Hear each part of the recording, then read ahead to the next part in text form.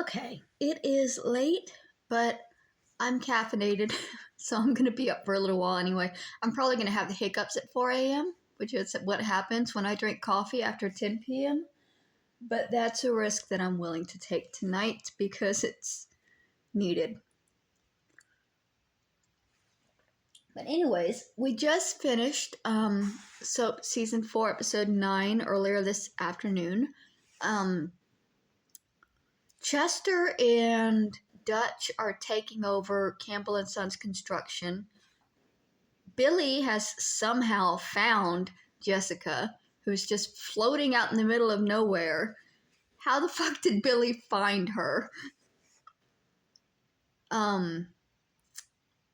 Bert is making a mistake. Let's just go ahead and put that out there. Giving the company over to...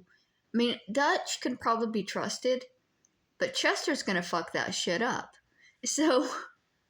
And it's not even like... It's not gonna be a surprise. Because Bert knows that Chester is not a good businessman. Bert knows that Chester is just going to embezzle and take what he wants and run that company into the ground. And he's trying to help Dutch. And he's trying to hold this family together now that Jessica has vanished. But it's a big job for one sheriff. Especially one as incompetent as Bert and Danny.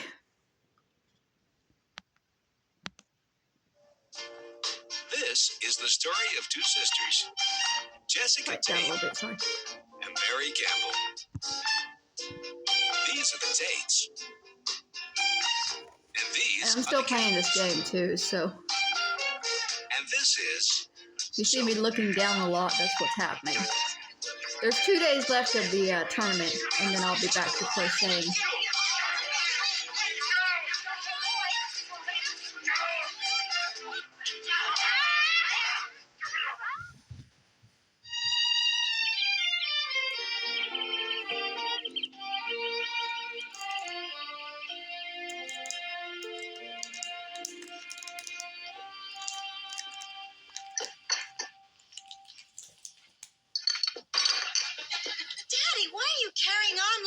I absolutely refuse to live under the same roof with a man known as El Porco.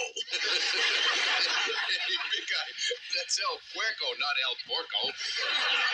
It means pig in Spanish. Puerco is pig in Spanish. This guy is Spanish, so they don't call him the pig. They call him El Puerco. If he was from France, they call him Le Porc. In Italy, he'd just be plain old Porco. Jewish is Hasser. Russian is Svenja, Greek is Guruni, and German is Schwein.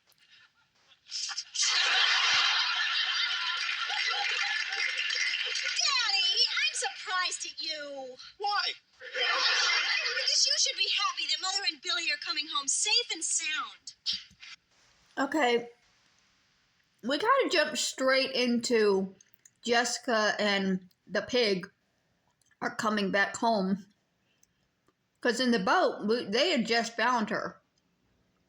So I didn't realize that the next episode, it was going to be like they'd had this whole conversation off screen that we have no idea what's going on.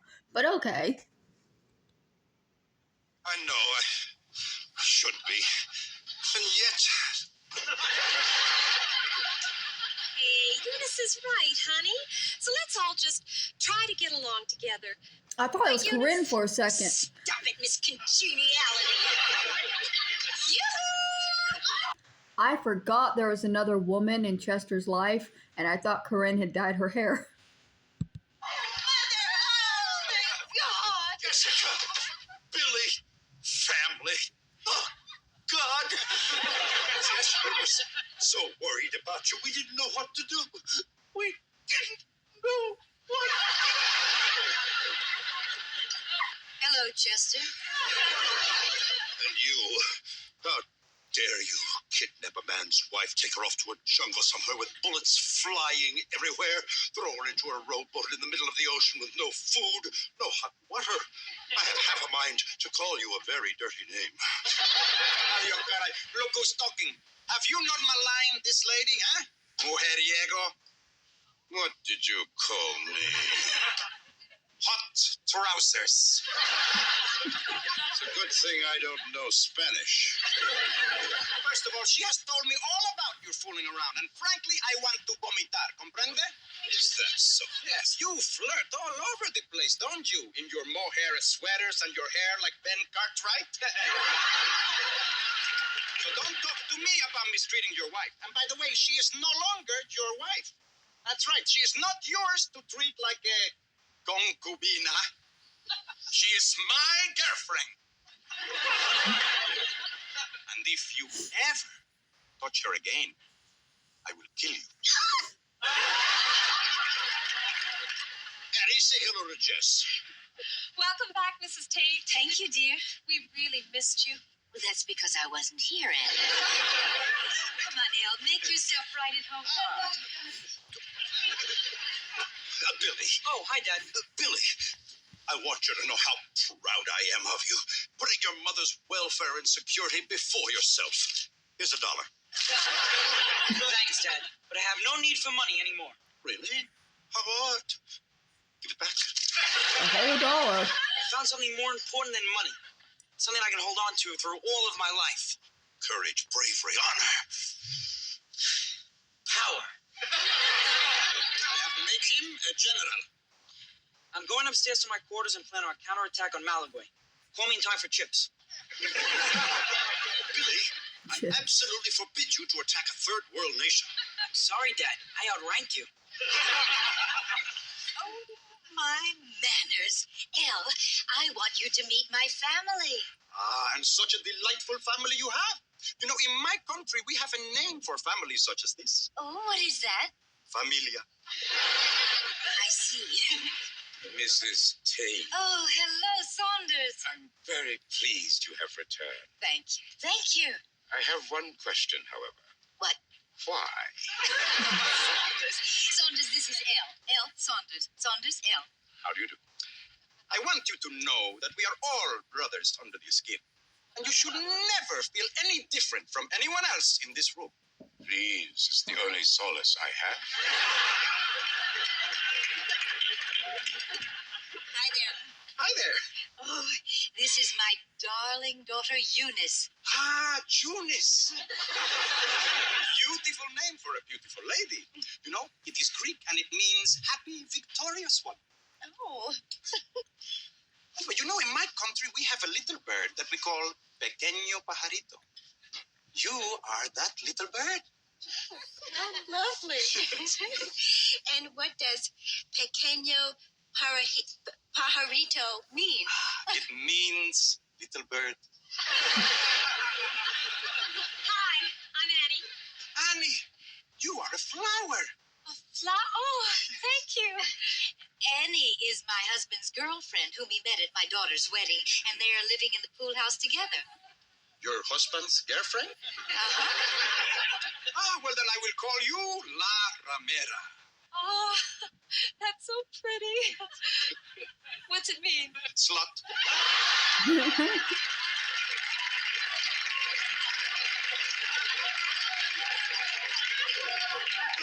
That's it, Sorrow. Gerda, you have really done it. Stealing a man's wife, turning his son against him. If that I could take all of that, maybe I deserved that. But insulted the woman that I love. Man, you are in it. Now listen here, you twerp. Carlos El Puerco Valdez has never in his life insulted the dignity of a lady Twerp. unless she insults herself first. Fine, I accept your apology. Oh, Eunice. What was all that little bird stuff about? I don't know what you're talking about. Oh, you're so delicate, so fragile. What a load of burritos. Oh, here's Daddy. Daddy, say hello. Goodbye. Daddy, Forward my mail to Churchill. I'll be staying at his place for a few years. Daddy, what is the matter? A treaty is one thing, but to live under the same roof with this fascist. Goodbye. Daddy, Al is not a fascist. Generalissimo Franco isn't a fascist. Sir, you have me confused with someone else. I'll be Franco. Oh, Daddy. Lunchtime. Where do we pitch the tents? What the hell is this? Oh, Chester, I want you to meet my dear friend Juan. This is also Juan, whom I do not know very well, but any friend of Juan's is a friend of mine. This is also Juan. Juan and Juan are cousins. However, Juan and Juan are not related at all. Juan, everybody, Juan. Hello. Juan, everybody, Juan. Juan, everybody, Juan. I thought we lost Juan and My Juan. band of merry men. All right. You see, Chester, they were lost at sea for days and nights, and then finally they were rescued by the Bumblebee tuna boat. Oh, it was just The Bumblebee tuna boat. Would you tell your band of merry men to bivouac somewhere else? Or what? Or they can stay here. Al, Yes? Al, why do they call you El Puerco? Is the pig a sacred animal in your country? Oh, well, they call me El Puerco because I like El Puerco. The pig is not sacred, but it is $6.98 a pound. Tercero que el puerco. Ah, excelente. Red, I would love it if you and your lovely family could join me and my men for lunch. Yes, for today, El Puerco is serving El Puerco. We are what we eat. General, Sir, with all due respect to your daughter, what the hell's the matter with you? I know what you're thinking. Why am I still here? Al, I think maybe I should explain about Daddy. Generalissimo Franco, an ally of Germany, of Japan, of Italy. Why do I owe you a debt of gratitude? Well, it has crossed my mind. Because you have shown me that a leopard can change his spots. Major, what on earth are you? Don't you realize what this man has done, you nitwit? He has captured Mussolini.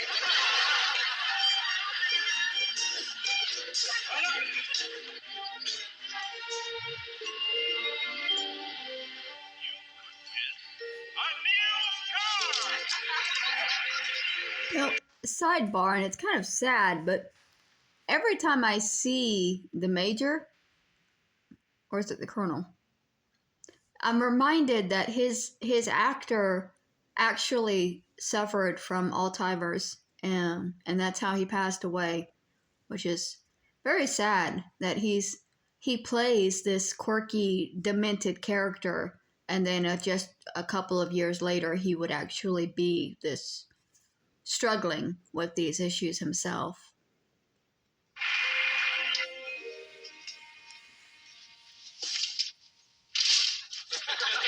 And I think about it every time he's on screen too. It's very sad. You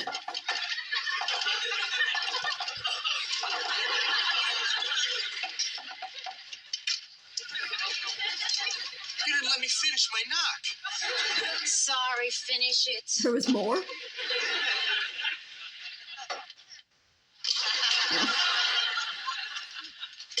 That's better. Now you're sure it's me.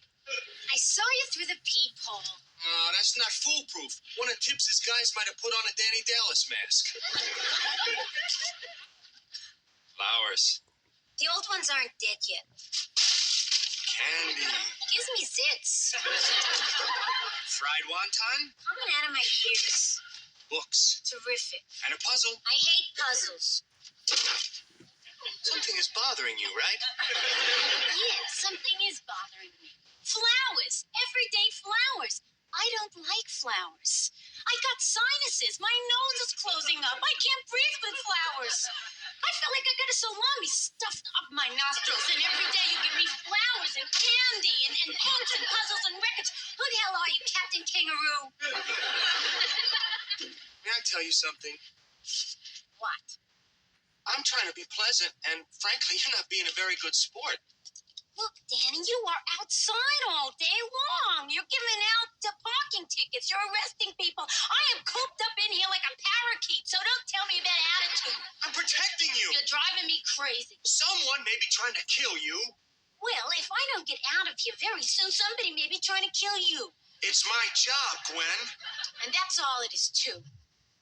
Oh, yeah? I happen to be crazy about you. Well, I don't want you to be crazy about me. I'm sorry. That's the way I feel. So don't feel, okay? Leave me alone. Why should I? Because no matter how much you say you like me, I feel double that for you. And I don't want to. Because I'm going to wind up loving you, and you're not going to wind up loving me. Is that why you've been acting so crazy? Maybe. Listen, you. I keep you locked up in this motel room. I forbid you to see anybody, talk to anybody. I don't make love to you. I hardly even look at you. Now, how can you say I don't love you? You do? No. And what if I do? Is there a law against it? Well, it's just that I'm not exactly the kind of girl a person right away brings home to meet mother, you know? Jim. Yes, you are. What? Coming home to meet my mother. Oh, whoa, Danny, wait a minute. Plus which, you're moving in. You'll have people to talk to, and Tibbs will never think of looking for you there. What a great idea. First thing tomorrow morning, I'm going to tell my mother, so don't object. Who's objecting? I'm packing.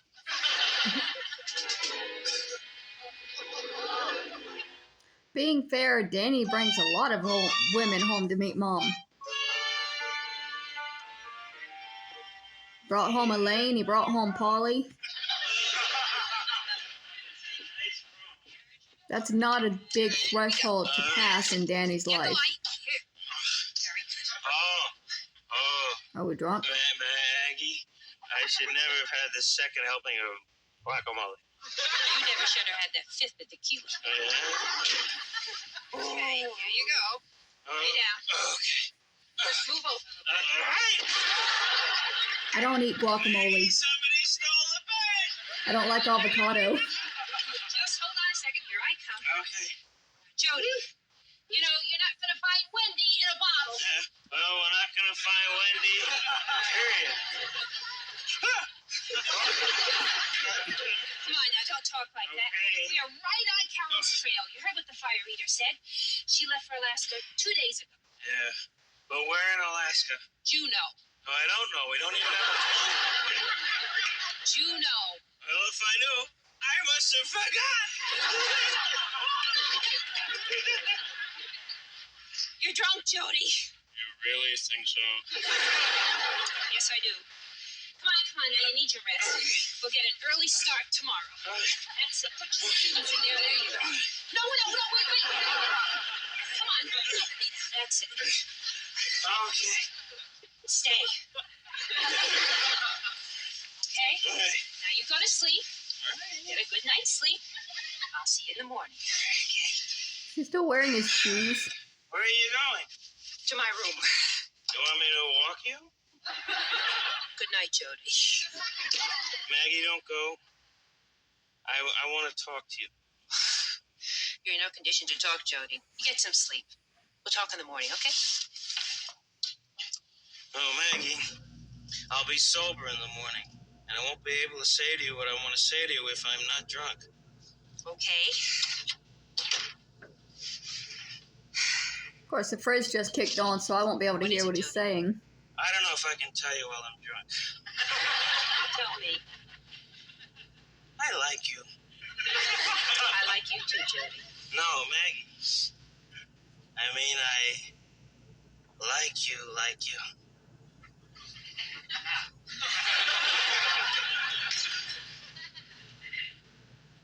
get the picture. And don't you think that's a little strange coming from me? I mean, I'm a cupcake.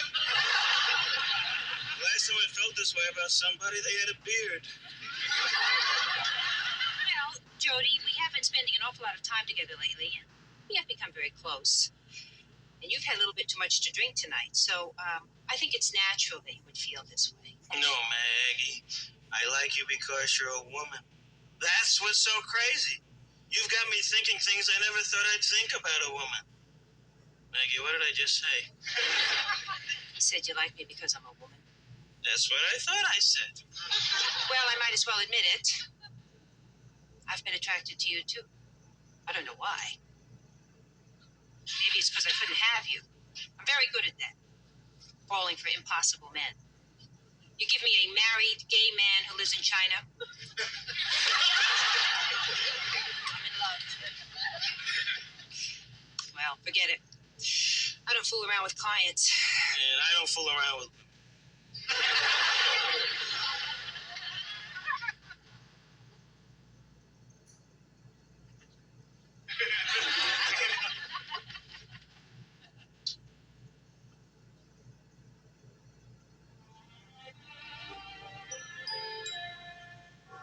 I feel bad for Jody.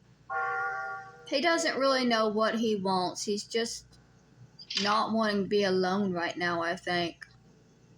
He's kind of like Danny, where he's falling for anybody that spends 2 seconds with him. It doesn't matter if it's his type or not anymore. He's just not wanting to be alone.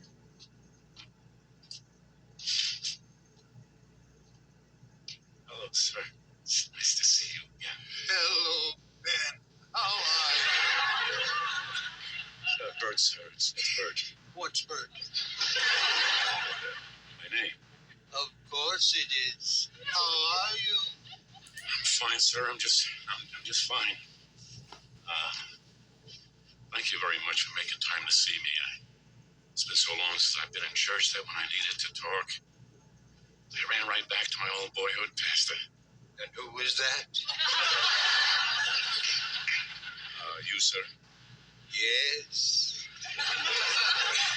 Well, I see that you've been promoted. It's, Bishop.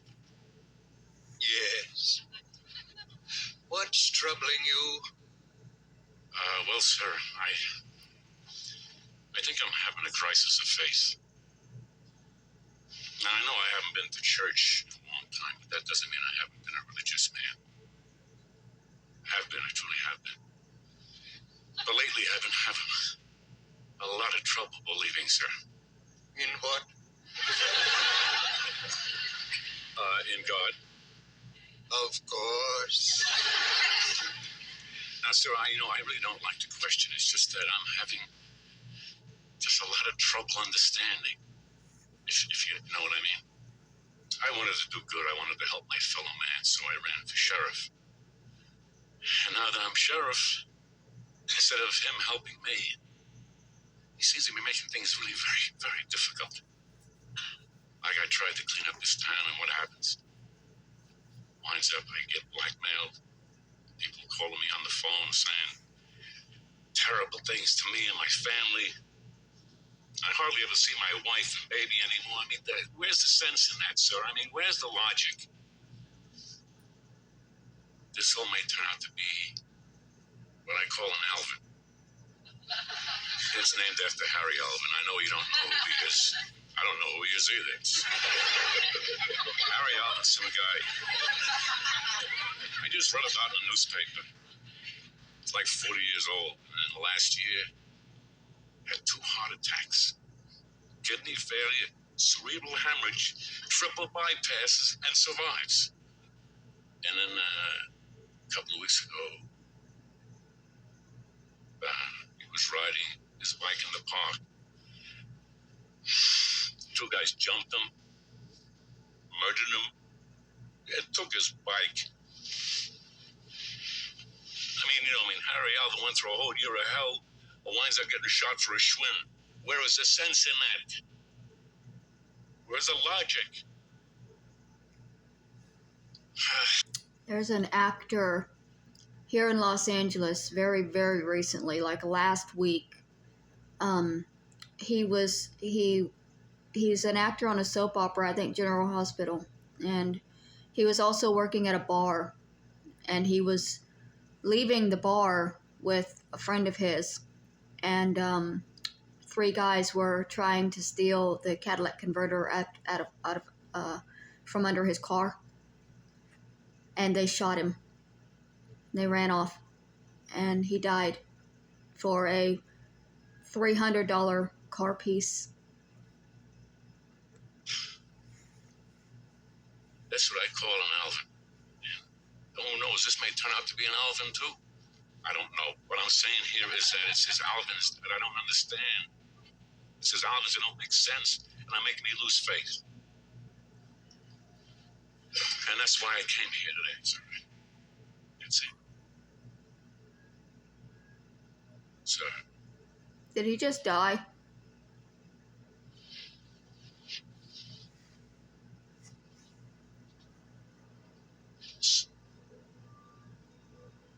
Is this yet another dead body that Bert's gonna have to fucking deal with?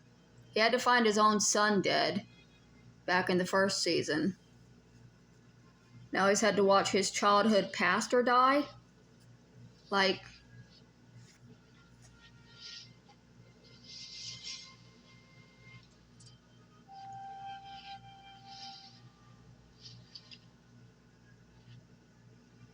I mean, is he, or did he... Is this your answer?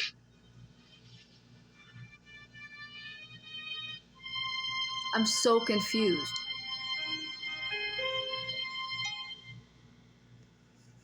Now that Alfredo and his 3 wands will be living in the Tate house, will Chester learn how to tango? Since Jody and Maggie have admitted that their business relationship may be more than just business, will it hurt their relationship? Now that Danny suggested Gwen live with the Campbells, will the Shadow know? Now that Bert has bored the bishop to death, will he go to confession? These questions and many others will be answered in the next episode of Soap. The Will the Shadow Know makes me laugh because there's an old radio show. It's an old mystery radio show called The Shadow. And I think like the tagline is The Shadow Knows, which is why I said that in the last video. It was a reference to The Shadow. And so it's funny to me that in this episode they're actually referencing The Shadow. So with Jody, I don't know what's going on with Jody. I don't think Jody knows what's going on with Jody. I have so much pain in my heart for Jody because he is clearly struggling. He doesn't want to be alone. At this point, he doesn't even care if it's with a man or a woman, as long as it's a warm body to hold. And that's a position that some people do get into. There are some people that will live for decades with somebody that they're not compatible with, that they really don't really have feelings with, but they're so afraid of being alone that they just settle. And it sucks. It really sucks. And with Bert, like, did his pastor just die on him? Because that's like, how many dead bodies is this poor man gonna have to deal with? Like, what the fuck?